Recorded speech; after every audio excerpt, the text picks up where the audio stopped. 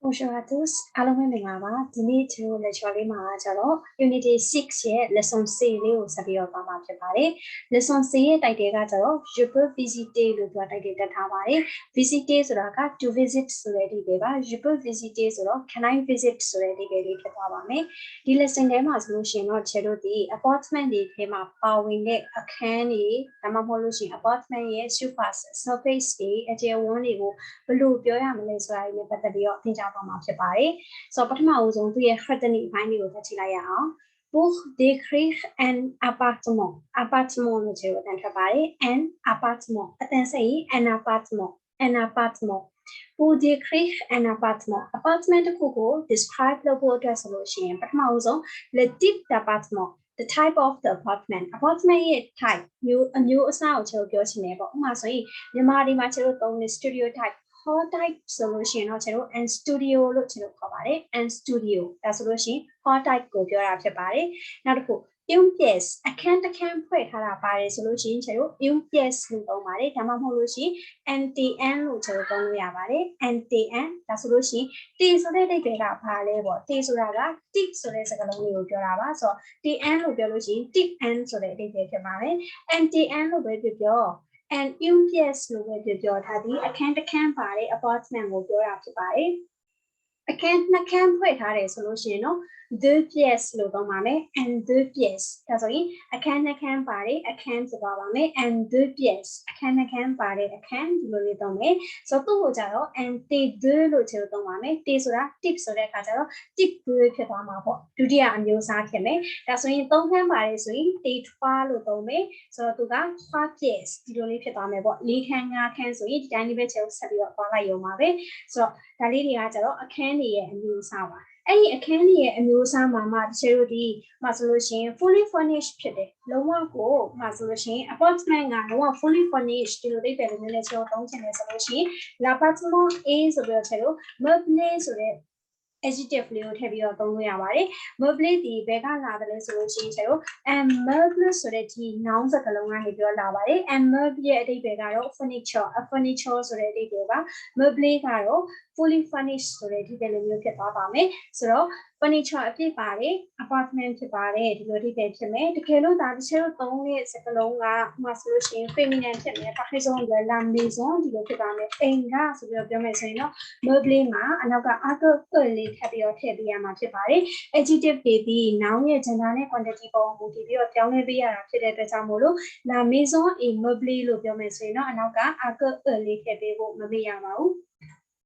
l'appartement est meublé ဒါဆိုလို့ရှိရင် apartment က fully furnished ဖြစ်ပါတယ် la maison est meublée လို့ပြောမယ်ဆိုရင်တော့အိမ်က fully furnished ဖြစ်ပါတယ်ဒီလိုအဓိပ္ပာယ်လိုမျိုးဖြစ်သွားမယ်ဆိုတော့ကျွန်တော်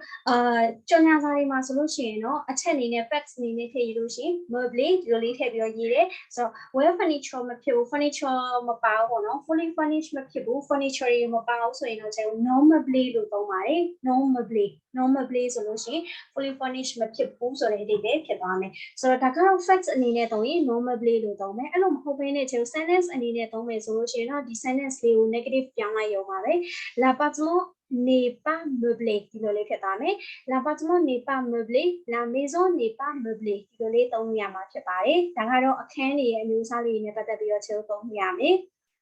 နောက်တစ်ခု les pièces pièce ကကြတော့ကျွန်တော်ဒီ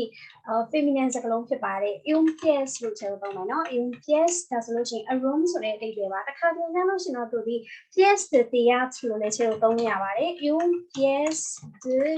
théâtre လိုမျိုးလေးသုံးမယ်ဆိုလို့ရှိရင်တော့သူကပြဆက်ဖြစ်သွားပါလိမ့်မယ် une pièce de théâtre ဒါဆိုလို့ရှိရင်ပြဆက်ကိုပြောတာဖြစ်ပါတယ်ဆိုတော့ဒီမှာကတော့သူက apartment နေနဲ့ပတ်သက်တာဆိုတဲ့အခါကျတော့အခန်းလို့ပဲကျွန်တော်ကပြန်ပါမယ် les pièces ဆိုတော့ပထမဆုံး une entréeကကျွန်တော်ဒီနေရာမှာ starter လည်းမဟုတ်ဘူး appetizer လည်းမဟုတ်ဘူး entrance အနေနဲ့သုံးတာဖြစ်ပါတယ် ဝင်ပေါက်ပေါ့နော် ဝင်ပေါက်အဲ့ဒီရဲ့ဝင်ပေါက်ဒါဆိုလို့ရှိရင်ဝင်ပေါက်ရှိမယ် and séjour ကျွန်တော် and séjour လို့ပဲပြော and salon လို့ပဲပြောအတူတူပါပဲ waiting room ကိုပြောတာဖြစ်ပါတယ်ဆိုတော့တချို့တွေကကျတော့ဘယ်လိုသုံးလို့ရှိလဲဆိုလို့ရှိရင် une salle d'attente လို့သုံးတာမျိုးလဲတွေ့ရပါမယ်ဆိုတော့ une salle d'attente လို့ပဲပြော and salon လို့ပဲပြော and séjour လို့ပဲပြော waiting room living room ကိုပြောတဲ့သဘောဖြစ်ပါမယ်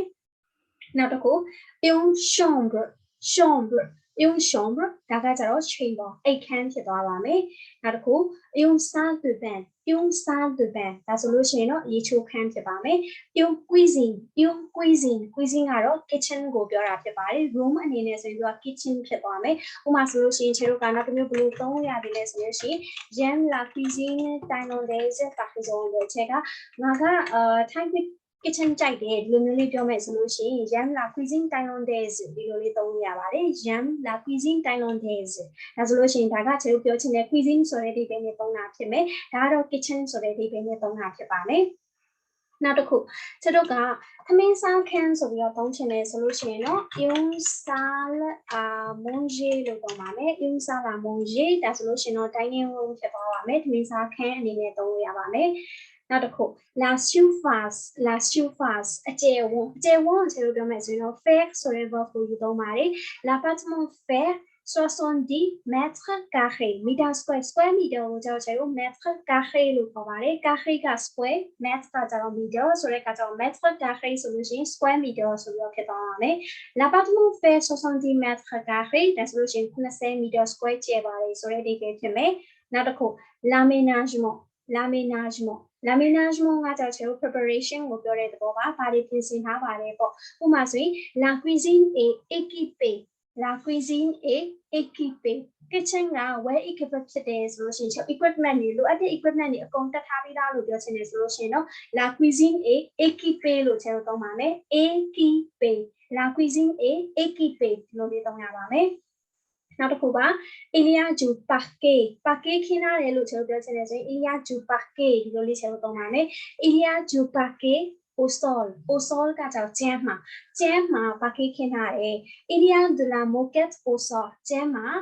ကျွန်တော်မှဆိုရင်ကော်စောခင်းထားတယ်ပေါ့ကော်စောပိုင်းကြီးခင်းထားတယ်ဆိုရင် de la moquette လို့ကျွန်တော်သုံးပါမယ် il y a du parquet au sol il y a de la moquette au sol ဒီလိုမျိုးလေးကျွန်တော်သုံးရပါမယ်နောက်တစ်ခုပါle chauffage est électrique le chauffage heating system ကိုပြောတာဖြစ်ပါတယ် le chauffage est électrique လို့ပြောမယ်ဆိုလို့ရှင်တော့ heating system က electric နဲ့လုပ်ထားတာဖြစ်ပြီးတော့ le chauffage est au gaz လို့ပြောမယ်ဆိုရင်တော့ gas နဲ့လုပ်ထားတာဖြစ်သွားပါမယ် le chauffage est au gaz ဒီလိုလေးသုံးလို့ရပါမယ်နောက်တစ်ခု le chauffage est à l'énergie solaire l'énergie ကကျတော့ energy ကိုပြောတာဖြစ်ပါတယ် à l'énergie solaire လို့ပြောမယ်ဆိုလို့ရှိရင်တော့ solar energy နဲ့လုပ်ထားတာဖြစ်သွားပါမယ် le chauffage est à l'énergie solaire ဒီလိုမျိုးလေးချက်လို့သုံးလို့ရမယ်နောက်တစ်ခု le chauffage est individual ကကျတော့ individual ဖြစ်တာကိုပြောတာပါဆိုတဲ့အခါကျတော့မဆိုရင် heating system ကဒီအခန်းချင်းစီတိုင်းအတွက်လုပ်ပေးထားတယ်ဆိုရင် individual လို့ချက်လို့သုံးပါမယ် le chauffage est individual ပေါ့ဒီလိုလေးသုံးမယ်နောက်တစ်ခု le chauffage est collective ကကျတော့စုပေါင်းပြီးတော့လုပ်ပေးထားတယ်ဥပမာဆိုရင်တစ်တိုင်းလုံးဒါမှမဟုတ်လို့ရှိရင် building တစ်ခုလုံးအတွက်ကိုလုပ်ပေးထားတယ်ဆိုလို့ရှိရင်တော့ကျွန်တော်တို့ဒီ collective လို့ချက်လို့သုံးပေးရမှာပဲဖြစ်ပါတယ်နောက်တစ်ခုကကျတော့ le loyer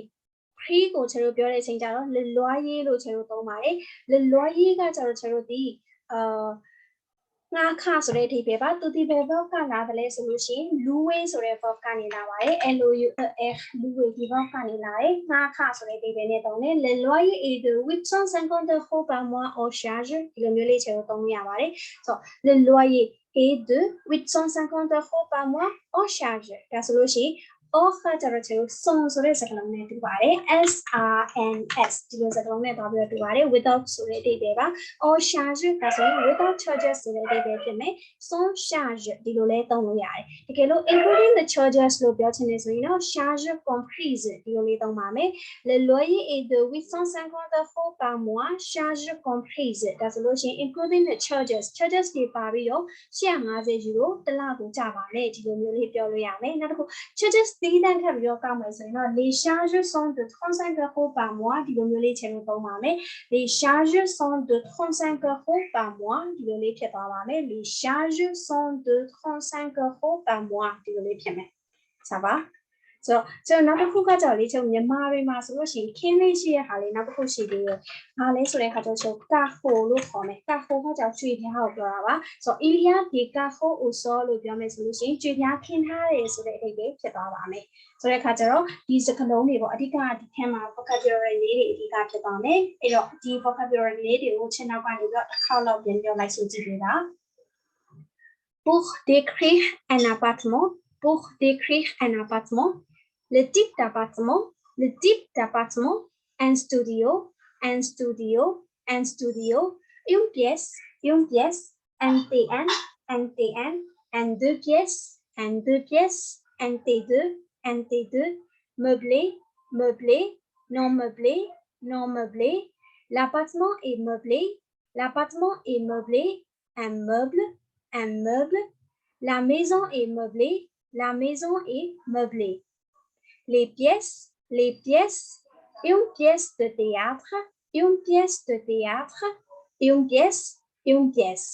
Il y a une entrée, un séjour, une chambre, une salle de bain, une cuisine. J'aime la cuisine thaïlandaise, une salle à manger, attendez, ça y est, salle là, nous fait une salle à manger. La surface, l'appartement fait 70 mètres carrés, mètres carrés. L'aménagement, la cuisine est équipée, il y a du parquet au sol, il y a de la moquette au sol, il y a des carreaux au sol, Le chauffage est électrique, le chauffage est au gaz, le chauffage est à l'énergie solaire, le chauffage est individuel, le chauffage est collectif, Le prix, le loyer est de 850 € par mois hors charge. Le loyer est de 850 € par mois hors charge. Le loyer est de 850 € par mois, charge comprise. Le loyer est de 850 € par mois, charge comprise. Les charges sont de 35 € par mois. Je répète, pour décrire un appartement, le type d'appartement, un studio, une pièce, NTN,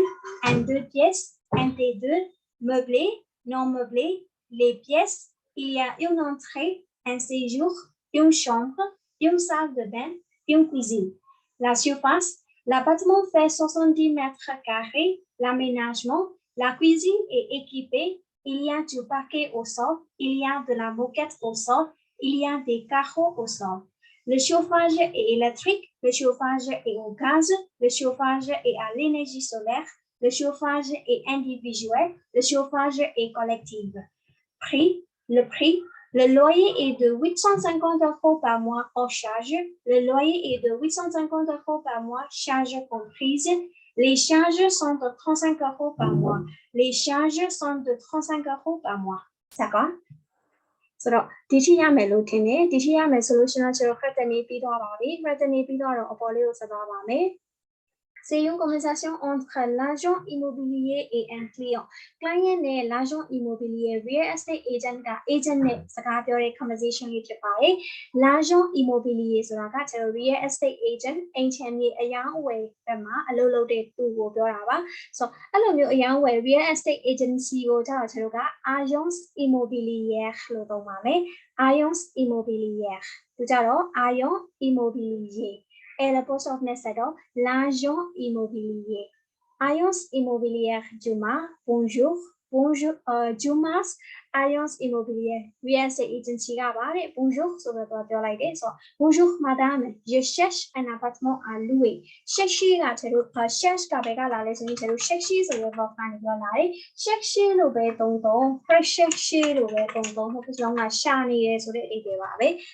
je cherche un appartement à louer ကတော့ငှားတာပါငှားဖို့အတွက်တခင်ရှာနေပါတယ်ဆိုပြီးတော့ပြောလိုက်တယ် très bien ကောင်းပြီ vous recherchez combien de pièces အခန်းဘယ်နှခန်းပါတာကိုရှာနေတာလေ je voudrais 2 chambres et un séjour chamber နှစ်ခန်းရယ် CU living room တစ်ခန်းရယ်ဆိုတဲ့ခါကျတော့ and what is donc ဒါဆိုလို့ရှိရင်ဒီတစ်ခါပေါ့နော် type 3ကိုရှာနေတာပေါ့တဲ့အခန်း3ခန်းကိုရှာနေတာပေါ့ဆိုပြီးတော့ဖြစ်သွားတယ် donc နဲ့ alors နဲ့ကအတူတူပါပဲနှစ်ခုစလုံးက if so ဆိုတဲ့အဓိပ္ပာယ်တွေပါပဲ so if so ဒီလိုအဓိပ္ပာယ်နဲ့သုံးရပါတယ်ဆိုတော့ donc နဲ့ alors နဲ့ကဘာကွာလဲဆိုလို့ရှိရင် alors ကတော့ ça c'est plus utilisé alors ကကျစကားပြောမှာပို့ပြီးတော့သုံးနေရှိပါတယ် alors အဲ့ဒီတော့ j'ai un appartement dans le centre-ville centre-ville က downtown area မှာ apartment တစ်ခုရှိရဲ့ et un autre ဆိုတော့တခြားတိုက်ခန်းတစ်ခန်းက à côté de la gare station ရဲ့ဘေးမှာရှိပါတယ်တဲ့ so ဒီနေရာမှာသူကအခြားဆိုတဲ့စကားလုံးဆိုတာဒီဒီ apartment ကိုအစားပေးပြီးတော့သုံးထားတာဖြစ်တဲ့အတွက်ကြောင့်မို့လို့ un autre လို့သုံးပါမယ်တကယ်လို့ဒီ apartment နေရာမှာကျတော့ une maison ဆိုပါဆိုအိမ်နောက်တစ်လုံးကလို့ဆိုပြောချင်တယ်ဆိုလို့ရှိရင် une autre လို့ဖြစ်သွားပါလိမ့်မယ် une autre ဒါဆိုရင်အိမ်နောက်တစ်လုံးကဆိုပြီးတော့ဖြစ်သွားပါမယ် so je préfère le centre ville တဲ့သူက downtown ကို prefer ဖြစ်တယ်c'est à proximité du métro station နဲ့ရောနေလာတဲ့ oui c'est à 200 mètres 200 mètres အကွာမှာပဲရှိပါတယ်တဲ့ il est grand ကျယ်ရလား oui il fait 70 mètres carrés 85 mètres square ကျယ်ပါတယ်တဲ့ il est au 4e étage fourth floor မှာရှိရဲ့maisဒါပေမဲ့ il y a un ascenseur ကကြတော့ lift ကိုပြောတာပါဆိုတော့ mais ဒါပေမဲ့ il y a un ascenseur ဆိုတဲ့အခါကျတော့ lift တော့ရှိပါတယ်တဲ့ et quel est le loyer ငါးခါကဘယ်လောက်လဲ 850 euros par mois hors charge charges မပါဘဲနဲ့150 euro par month ကြပါမယ်တဲ့ je peux le visiter အဲ့ဒါကိုသွားပြီးတော့လဲလို့ရပါသလားတဲ့တိုက်ခန်းကိုသွားပြီးတော့လဲလို့ရပါသလား oui bien sûr ရတာပေါ့ j'ai les clés ငါမှာတော့ရရှိပါတယ်ဆိုပြီးတော့ပြောလိုက်ပါတယ်c'est l'explication ဒါလေးကတော့ချက်ရှင်းပြတဲ့ explanation လေးဖြစ်ပါတယ်ဒါလေးကိုရပြီဆိုလို့ရှိရင်တော့ကျတို့ဒီ dialogue လေးပေါ့နော်ဒီ conversation လေးကိုကျတို့အတူတူနားထောင်ကြည့်ပါမယ်နှစ်ခေါက်လောက်နားထောင်ပေးပါနော်ဆိုတော့ချက်စပြီးတော့ဖွင့်ပြပါမယ် C. Je peux visiter?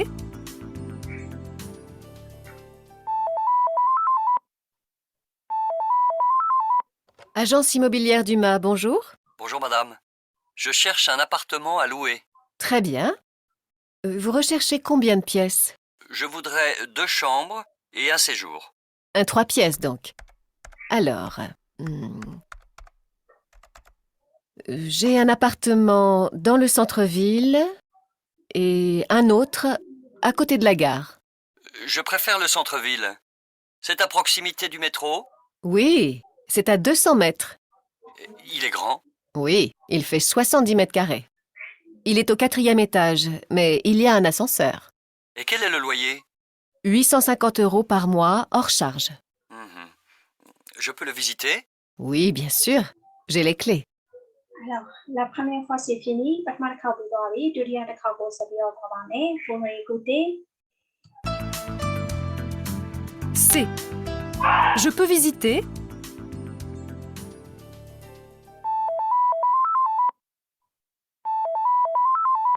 Agence immobilière Dumas, bonjour. Bonjour madame.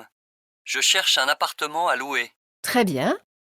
Vous recherchez combien de pièces? Je voudrais 2 chambres et un séjour. Un 3 pièces donc. Alors,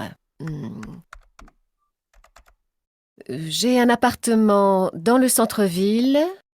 et un autre à côté de la gare. Je préfère le centre-ville. C'est à proximité du métro? Oui, c'est à 200 mètres. Il est grand? Oui, il fait 70 mètres carrés. Il est au 4e étage, mais il y a un ascenseur. Et quel est le loyer? 850 euros par mois hors charge. Je peux le visiter? Oui, bien sûr. J'ai les clés. Alors maintenant la deuxième fois c'est fini ဒုတိယတစ်ခါလည်းပြီးသွားပါပြီဆိုတော့ဒီဟာကိုခဏလေးရက်ပြီးတော့လိုက်ပြီးတော့ဆိုကြည့်နော်နှစ်ခေါက်သုံးခေါက်လောက်ဆိုကြည့်ပါဆိုကြည့်ပြီးသွားပြီဆိုတဲ့ခါကျမှ réagissez လေးကိုဆက်ပြောသွားပေးပါ réagissez က retrouver l'annonce du logement choisi par le client retrouver ရှာပေးပါ l'annonce du logement ကကြောင့် bidding မှာ bidding announcement လေး choisi par le client chosen by the client client ကနေပြီးတော့ရွေးသွားတဲ့ bidding announcement လေးကိုရှာပေးပါတဲ့ဒီဟာ this announcement နှစ်ခုရှိပါတယ်ဆိုတော့ဘယ် announcement လေးလဲဆိုတဲ့ဟာလေးကိုရှာပေးလိုက်ရုံပါပဲဒါလေးကိုဆက်ပြီးတော့လုပ်ပေးပါ ဒါလေးကိုရေးပြီးတော့ပြီဆိုရင်ကျွန်တော်နံပါတ်2ပေးပါပြီဆိုတော့နံပါတ်4ကိုဆက်ပြီးတော့ပါမယ်အနေထားဖြစ်သွားပါမယ်နံပါတ်4ကလည်းခုမှလာကိုဆက်လုပ်ရမယ့် activities လေးတွေဖြစ်သွားမယ်ပထမဆုံး allouer to rent ငှားဖို့အတွက် vous partez un an en stage à l'étranger foreign go en stage internship အနေနဲ့ un an တစ်နှစ် vous partez မင်းကသွားရပါမယ်တဲ့ et vous proposez votre appartement ou votre maison မင်းရဲ့အိမ်တို့မဟုတ်မင်းရဲ့ appartement ကိုမင်းက proposer လုပ်မယ် à la location အငှားတင်ပါမယ်တဲ့ pour les expatriés français ဒီပြည်သစ် expatriés တွေအတွက်အငှားတင်ပါမယ် complétez votre annonce complétez ဖြစ်ပေးပါ votre annonce မင်းရဲ့ announcement လေးကိုဖြစ်ပေးပါ sur le site de Viva Street website မှာမင်းရဲ့ announcement လေးကိုဖြစ်ပေးပါတဲ့ဆိုတော့အငှားတင်မယ်ဆိုတော့သူက location လေးကိုရေးပေးထားတယ်ဆိုတော့ကိုငှားတင်မှာက maison ဆိုရင်ဒီမှာလာပြီးတော့ tick လေးလုပ်မယ် apartment ဆိုရင်ဒီမှာ tick လုပ်မယ်ပေါ့နော်ကိုဘာအငှားတင်မလဲပေါ့ဒါလေးကိုထားမယ်ပြီးတော့ code poster ကိုရဲ့ poster code လေးထည့်မယ် titre de l'annonce announcement ရဲ့ title လေးကိုထည့်ပေးမယ် description မှာတော့ကျွန်တော်ဘာကိုရေးရမလဲဆိုလို့ရှိရင်ဒီဘက်ကဒီလိုပုံစံလိုမျိုးလေးပေါ့နော်ဒီလိုပုံစံလိုမျိုး location apartment ကိုပြန် location maison ဆိုပြီးတော့ဒါလေးကိုရေးပေးရမှာဖြစ်ပါတယ်အဓိကတစ်ချက်လို့ချင်တာကတော့အဲ့ description အပိုင်းလေးကိုအဓိကလိုချင်တာပဲဖြစ်ပါတယ်ဆိုတော့ဒီ description အပိုင်းလေးကိုတေချာလေးရေးပေးပါကျန်တာလေးကတော့မလိုပါဘူးကျန်တာတော့ဒီတိုင်းလေး tick လုပ်ပြီးတော့ချိန်တာကိုရေးလို့ရတာဖြစ်တဲ့အတွက်ကြောင့်မလို့အဓိက description အပိုင်းကိုပဲဆက်ပြီးတော့လုပ်ပေးပါဒီနံပါတ်2 Freyaji ဆေးမှာပါခဲ့တယ်လို့မျိုးလေးလုပ်ရမှာဖြစ်ပါတယ်ဒါလေးလုပ်ပါမယ်နောက်နံပါတ်2ကကြတော့ cherche appartement à louer ငှားဖို့အတွက်တိုက်ခန်းကိုရှာပါတဲ့ vous allez vivre 6 mois à Montpellier မြို့မှာမင်းက6လသွားနေပါတော့မယ်တဲ့ vous cherchez un 2 pièces meublé furniture အပြည့်ပါတယ်အခန်းနှစ်ခန်းပါတယ်အခန်းလေးကိုရှာနေပါတယ်တဲ့ vous allez dans une agence immobilière မင်းက real estate agency တစ်ခုကိုသွားပါတယ်တဲ့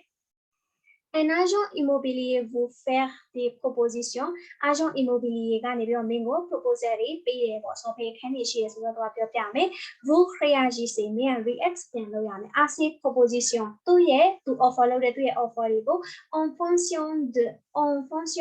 ကကြ according to ဆိုတဲ့အဓိပ္ပာယ်ပါ en fonction de vos goûts မင်းရဲ့ taste ကိုယ့်ရဲ့အကြိုက်ရဲ့ et de votre budget ကိုယ့်ရဲ့ budget ရဲ့မူတည်ပြီးတော့ပြန်ပြီးတော့ react ပြန်လုပ်ရမယ် l'agent immobilier vous propose 2 appartements အဲ့ agent immobilier ကမင်းကို apartment 2မျိုးကို propose လုပ်ပါတယ်တဲ့ petit annonce si contre announcement လေးတွေကတော့ဒီဘက်ဘေးမှာပေးထားတဲ့ announcement နှစ်ခုဖြစ်ပါတယ်ဆိုတော့ announcement နှစ်ခုကိုသေချာဖတ်မယ်ဒီနှစ်ခုဒီ agent immobilier ကကိုကို propose လုပ်မဲ့ apartment လေးတွေဖြစ်မယ်ဆိုတော့ကိုကဒီမှာကိုလိုအပ်တဲ့လိုအပ်ချက်လေးတွေနဲ့ကိုက်ညီရလားပေါ့နော်နောက်ပြီးတော့လို့ရှိရင်ကိုရဲ့ budget နဲ့ရောသိလျော်ရလားဆိုတဲ့ဟာမျိုးလေးတွေကိုကြည့်ပြီးတော့လို့ရှိရင်နောက်ဆုံး apartment လေးတစ်ခုကိုရွေးပေးလိုက်ရုံပါပဲငှားလိုက်ရုံပါပဲပေါ့နော်အဲ့ဒါက il faut créer une conversation လေးတစ်ခုလုပ်ပေးရမှာဖြစ်ပါတယ်ça vaဆိုတော့ဒီဟာလေးတွေကိုဆက်ပြီးတော့လုပ်ထားပေးပါဒီနေ့ရဲ့ lecture အတွက်ကတော့ဒီထိပါပဲဆိုတော့ listening တွေကိုပြန်ပြီးတော့နားထောင်ပေးပါပြီးတော့လို့ရှိရင်နောက်ကနေပြီးတော့ speaking ပြန်ပြီးတော့ကြည့်ပေးထားပါဒါလေးပါပဲမဆင်နာတော့ဒီလောက်ပါပဲဆိုတော့ au revoir et à la prochaine နောက်ချိန်မှာပြန်တွေ့ပါမယ်